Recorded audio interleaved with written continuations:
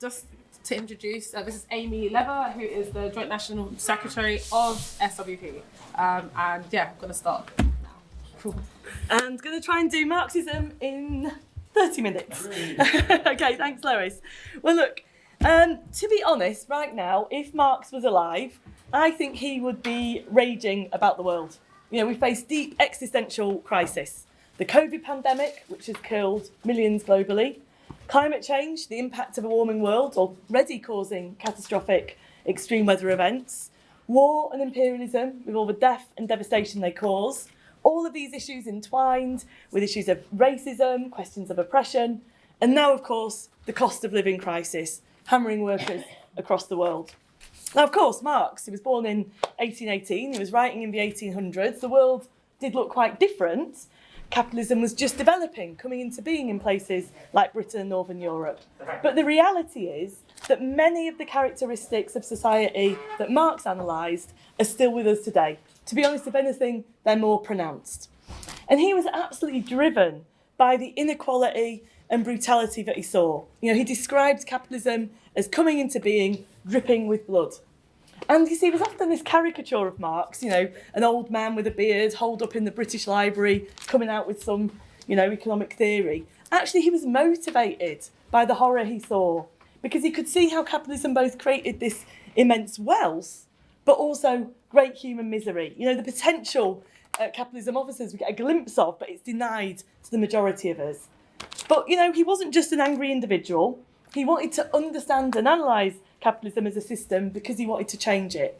I mean, you've probably heard the quote, as he said, philosophers have only interpreted the world, the point is to change it. And he wrote Capital, probably his biggest work and one of the most well-known.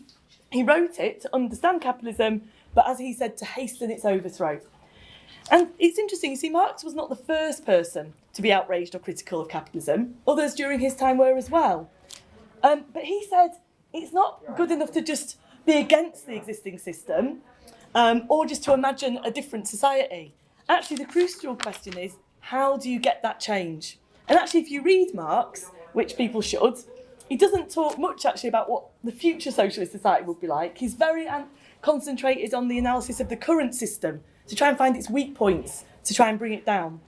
And so Marx was an active revolutionary. He developed theory by constantly engaging and learning from the events and struggles breaking out in the world around him.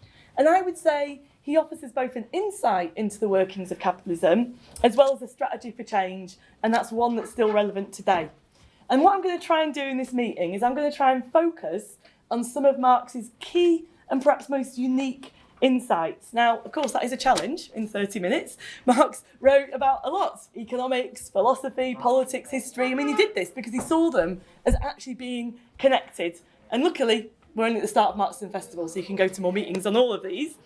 But I do think it's worth saying that Marx's theory is not something just to be learnt by rote. I mean, Marx does often have a nice turn of phrase. Maybe I'll quote him a little bit. But it's not the case, you know, read Marx, learn it off by heart, repeat verbatim, there you are, you're a Marxist. No, Marxism is a method to use to help understand the world. And actually it's been developed since Marx's time himself. So actually Marxism, if you like, is a body of thought. Even at the time, he worked very closely with Friedrich Engels. It's been developed by other revolutionaries like Lenin, Trotsky, Rosa Luxemburg, revolutionaries who used Marx's basic understanding of the world and his method to then try and make sense of new situations they found themselves in. And Marx's method was to look under the surface of capitalism, to try and understand its dynamics. It's not good enough to just describe how the world appears, if you like, because there's often a big contrast between how things appear on the surface and the actual reality, what's really going on. And hopefully we'll bring out some of that in this meeting. I think it's also important to say from the beginning, Marx was a materialist. Unlike some of the philosophers arrived at the time, and actually today, there's those who think history is almost driven by the clash of ideas. Actually, Marx was clear, you have to start with material reality. People and their ideas, they're shaped by the circumstances in the world that they find themselves in. And that means to understand any society, you have to actually look at the first point about how things are produced in that society so that people can survive. I mean, at its very most basic level, as humans, we need food, clothing, shelter, before we can do anything else. And so we have to look at how society organises to do this. And it's worth saying, in this process then, humans have a relationship with the natural world. It's often assumed Marx and Engels had little to say about the environment, actually. They just focused on economics or workers. Actually, they had a lot to say. And there's some other meetings at Marxism about this. But they were very clear that humans were part of nature, but as they said, we don't stand over it like a conqueror. We're part of it. We have to act on the natural world to get the things we need to survive, and therefore that impacts back. And what they argued really is that capitalism disrupts that relationship that humans have had with nature for many thousands of years and is an inherently anti-ecological system. Marx was also clear that humans are social beings. None of us can get what we need to survive just on our own. We have to cooperate with others to produce our houses or homes, our food, our clothing, whatever it is. And if you look throughout history, humans have done that in very different ways. And this has given rise to different societies with different ideas. And I think this is important because often we're given the impression society's just always been like this. Capitalism is natural, what can you do? Actually, it's a very new way of organising society, and there is a point here. If it's been different in the past, it can be different again in the future. So historical change is very important to Marx. The past helps us understand today and also why change happens. He develops an approach called historical materialism. And just as I said, Marx doesn't think that ideas drive historical change. He's also clear he's against, doesn't line up with what you might call the great man theory of history, just kings and whoever at the top makes the changes. Actually, he saw history as a history of class struggle, which involves so-called ordinary people as agents of change themselves. And again, we'll come back to this. So he drew on history to look at what was unique about capitalism as well, compared to other societies. And that's what we'll try and look at now. Because one of Marx's central ideas is that economic crisis is intrinsic to capitalism. A very different view to economists at the time and now. Economic crisis for Marx, a lot of commentators now see economic crisis almost like an aberration that can be corrected out of the system. Marx says no, it actually stems from the completely chaotic and unplanned nature of the capitalist system itself. And the whole history of capitalism, far from being this unbroken line of development taking us ever forward, has actually been a boom and slump. Times of frenetic expansion of production and then sudden collapses when industry grinds to a halt. I'm going to try and look at why this is. And to do this, I think we need to look at two important divisions in society that Marx identified. The first, between bosses and workers, but another division between the rival capitalists themselves. Let's look at the first one. This is the most fundamental division between bosses and workers. Now, Marx talked of class. Capitalism is a class society. Now, let's be clear. Class for Marx is not about if you go to the opera or the pub. It's not about what accent you have. It's not about what you eat or even how you eat. Whether you eat your tea, or you might call it your dinner in front of the TV, or whether you eat your peas with your fork. I kid you not, these categories have all featured in surveys about class that I have read. Class is not what you think you are. It's an objective social relationship, and it depends on your relationship to the means of production. And by means of production, Marx means the things that we need to produce those things that we need to survive as humans. At its most basic, as I said, food, shelter, clothing, but everything else as well. To make all these things, you need raw materials, you need land to grow the crops, you need the machinery and technology to turn them into food or into the materials for our clothes, whatever. So land, raw materials, technology, they're all needed for production to take place. What Marx identified is that all these things are owned and controlled by a tiny minority of people, the capitalist class. On the other hand, the vast majority of people, that's us actually, we have no access to these. We have no access to making a living unless we sell the one thing we do own, which is our ability to work, to one or other of these bosses. This is what makes you working class. Do you have to sell your ability to work or one or other boss? And I think Marx makes a really important point here, because he says, well, how come all the bosses and those at the top have got all their hands on these means of production in the first place? Fact is, they stole it through things like the Highland clearances, forcing people off the land through the enclosure laws, criminalising things that had once been common practice. For example, one thing that impacted on Marx quite early on when he was in Germany was the new wood collecting law, where previously peasants had been allowed to gather fallen branches for fuel. Now anyone who just picked up a twig could expect to go to prison. This was a historical process of people being forced off the land and unable to do these things. So Marx makes the point, workers under capitalism are free in two senses of the word. We're free because we can choose which capitalists we go and work for. But because we're free of access to the means of production, we don't own it, basically we have no choice to do that. Otherwise, we're free to starve. We have to compelled to do this. Now, of course, the types of jobs people do look very different today in Britain than in Marx's time. But this fundamental divide still remains. And your class position depends on what side of it you're on. Do you own and control the means of production, or do you sell your ability to work for a wage? Maybe you're not working in a wool mill like my great-great-aunt did. But actually, there are textile factories still in Britain today. But, you know, if in Britain today you are selling your labour, your working class, that means if you're a postal worker, a hospital porter, a train driver, a Deliveroo bike rider, a call centre worker, a council worker, all those jobs that we know are done. And crucially, at the heart of this relationship is exploitation of workers by capitalists. Again, this is a really important Marxist insight. Exploitation is not an anomaly under capitalism. It's at the centre of the system. It's the process by which profits are made. And so production only takes place when those who own and control everything that we said we need think they're going to make a profit. Now, we do hear a lot about profit anyway. There is a question, well, what is it? Now, again, in Marx's day, as they do now, a lot of economists say, well, you know, profit is a reward for the capitalists. You know, they're so clever, they're so innovative, they can take extra. Or, you know, they get a reward for investing in the first place. I think we have to be clear, profits come from workers, because workers are actually the ones that create value. When workers go to work, the actual amount of value they create is far more than what they get paid in their wages. So there's a difference between, as I say, what we're paid and the value we create. That is the source of profit. And it's called, Marx called it, surplus value, creamed off by the capitalist. And you can see this very clearly if you were, for example, to look at car workers producing cars. Very clear, the capitalist, when he sells those cars, is going to make a lot more money from them than what they've paid the people on the car production line. As I say, this is surplus value is the source of all profits. And Marx called this the labour theory of value. It will be explored more in a unique meeting, I think, tomorrow or on Sunday, which will go into more depth.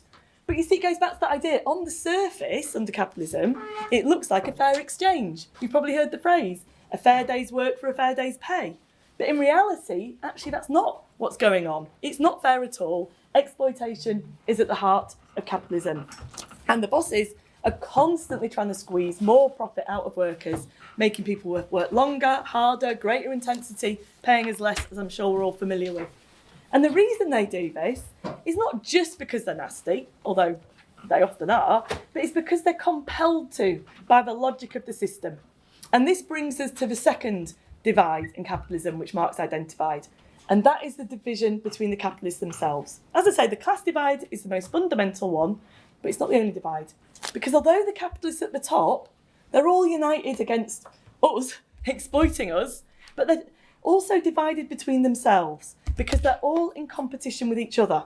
And this is because the organisation of production under capitalism is by separate rival firms, involving anything from a small company to a major corporation, a financial institution, a multinational, sometimes even a state.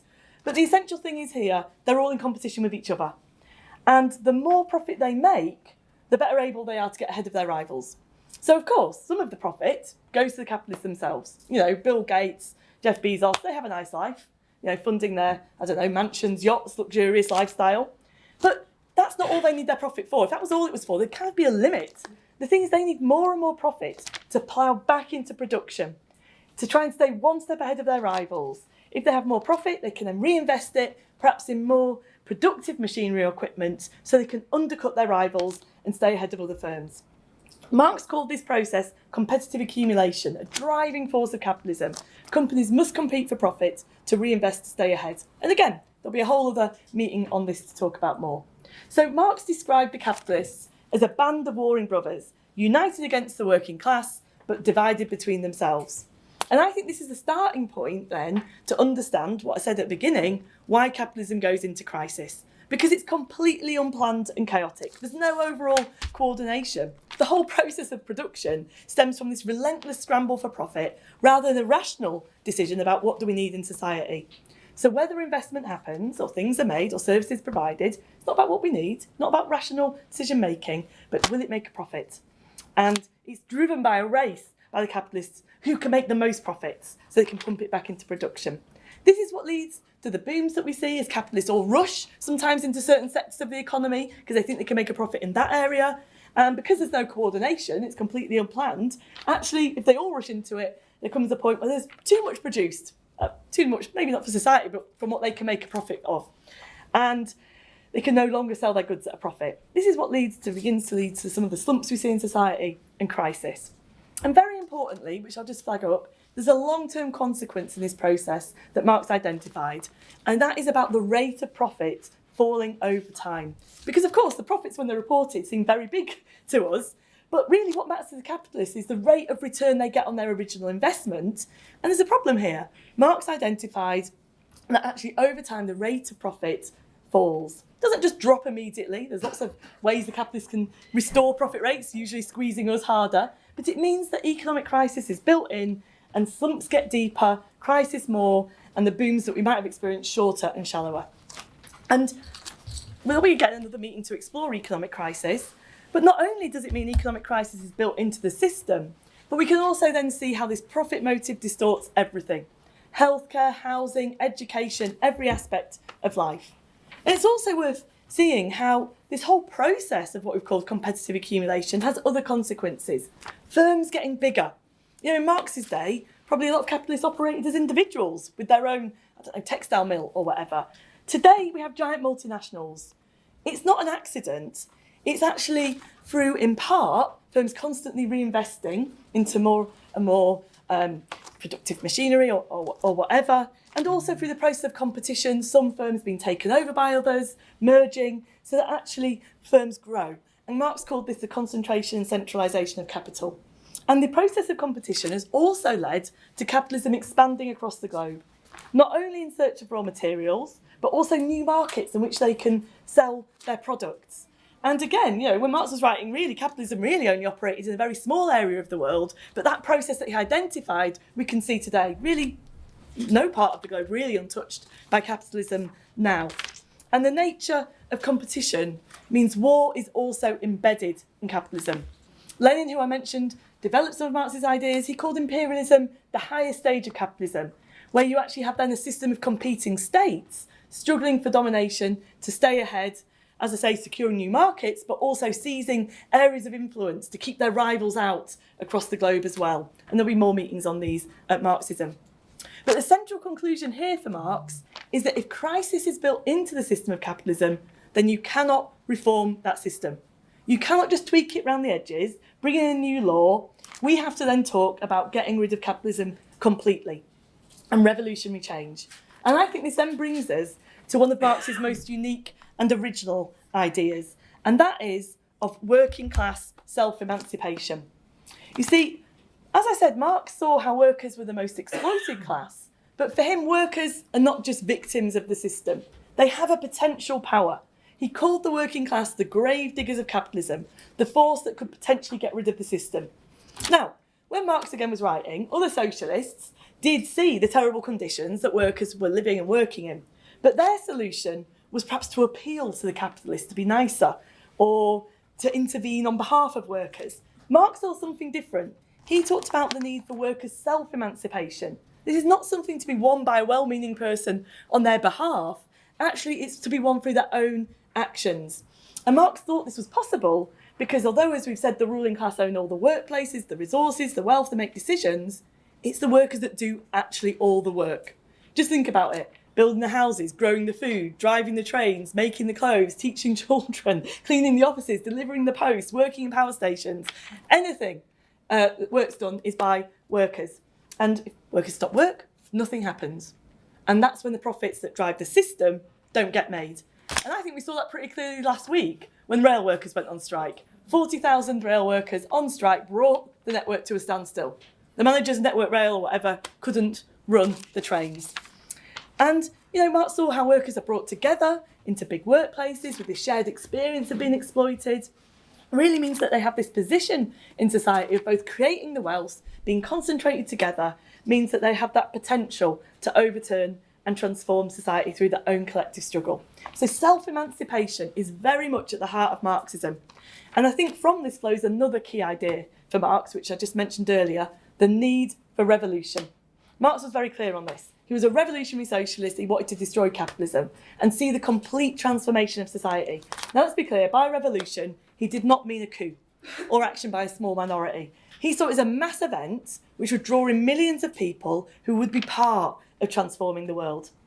And Marx didn't lay down, if you like, a blueprint for what a new socialist society would look like, because the whole concept of working class self-emancipation means that that new society will be created by those millions of workers themselves through their own actions out of that process. It's not going to be imposed downwards, really, on a pre-plan.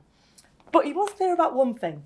Socialism would mean the abolition of class society, the abolition, if you like, of private property. All those means of production that I was saying that are owned by a tiny minority would actually be owned and controlled by everyone. And the decisions about what would be produced wouldn't be about what makes a profit, they'd be made by the people in that society. So just as an aside, for us in the SWP, that means socialism was definitely not what happened under Stalinist Russia or in Eastern Europe after the Second World War, because they were brutal class societies. They were characterised by inequality, exploitation and repression, nothing to do with socialism or Marxism, actually. And neither is it countries like Cuba or Venezuela or China. None of those countries represent socialism. They're class societies. They haven't broken with capitalism. And socialism is not just limited to getting a different party elected as a government in Parliament in Britain, or even limited to what laws get passed. You know, it would be good if laws were passed to shorten the working week, increase the minimum wage, nationalise the energy companies. It would probably upset some Tories and fat cats. But those changes wouldn't make Britain a socialist country. Instead, socialism is about the complete transformation of society, getting rid of capitalism entirely, and the vision of a world without poverty, racism, oppression or war. And as I say, about so-called ordinary people running society directly themselves. So it would mean getting rid of the class divide and the profit motive. So Marx understood the only way to achieve this is revolution. Because, as I say, capitalism can't be reformed. We've just seen how crisis is built into it. And the capitalists themselves are not going to give up their power and privilege and wealth without a fight, without being forced to do so. And that's really why it brings us to another reason that Marx thought revolution was so necessary, to overcome the state. Because the state is often presented as some neutral entity, almost above society. But actually, Marx is very clear. It was created by the capitalist class to defend their interests. They need it. They're a tiny minority. We're the majority. They need a state to defend their interests. So they created laws, institutions, the army, the police. Actually, Lenin called these special bodies of armed men. These are to enforce their rule. And you can see the violence of the state almost every day, whether it's the police murdering black men in America, or the policeman who arrested the woman at the vigil for Sarah Everard, forcing her onto the ground. The new laws being passed, making it even harder to protest and strike. We see the entrenched racism and sexism in the police and other institutions that have led to horrific things like a black child being strip searched in the classroom. But we see also how the ruling class uses the state against workers. When I visited a picket line last week for the rail workers, they told me how the police have been called on them by their managers. And this is something that often happens in strikes. So it's a tool of the ruling class. It uses the state against us in that way. That means you can't just take it over and use it, because they created it in their interests. Instead, Marx said you have to get rid of that state. Sometimes he used the term smash the state. Now, that can be a little bit misleading. By that, we don't mean after this meeting, hey, let's all go down and smash up some police stations, break their windows. Actually, mass collective action is needed to dismantle the state. It's part of a revolution, an insurrection. When we get rid of the actual capitalist state, is like, if you like, the crowning act of a mass revolution. But there's another reason why Marx thought revolution was necessary, and that is to get rid of what he called the muck of ages. Because capitalism stokes up divisive ideas.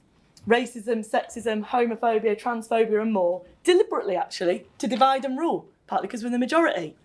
And I think we should be clear here, Marx was not all just about the economics. He stood very firmly against oppression. He was against the anti-Irish racism at the time.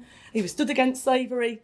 But he also understood how some working class people, because we're shaped by a system of capitalism, can end up buying into some of those rotten, divisive ideas.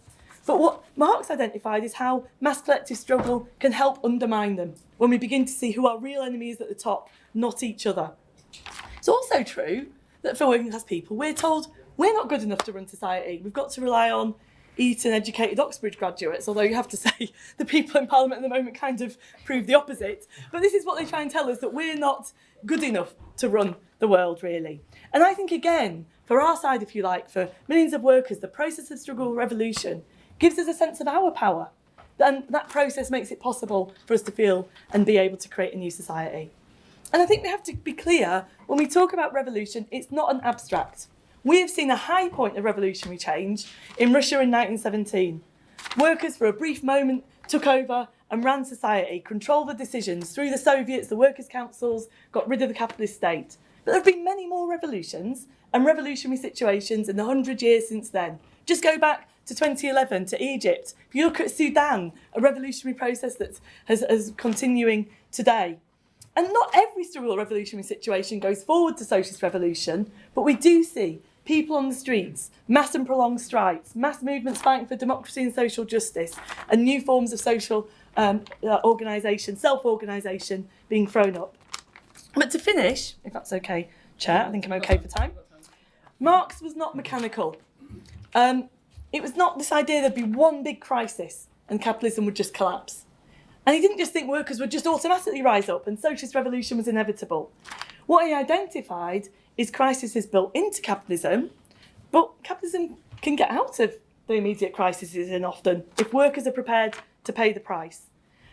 So he says that, really struggle is, what he does identify though, is that struggle is inevitable under capitalism because there's a contradiction at its heart of trying to squeeze more and more profit out of workers. And it's the outcome of the struggle that is not predetermined.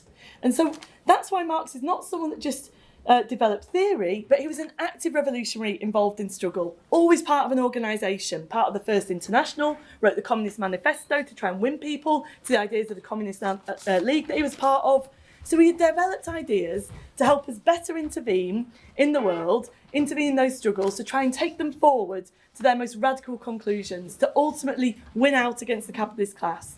So Marxism really, above all else, is the theory and practice of revolutionary change based on the self-emancipation of working class people. And I would say at a time of such deep crisis that we face in the world today, it's more relevant than ever in helping us in that fight so that we can win.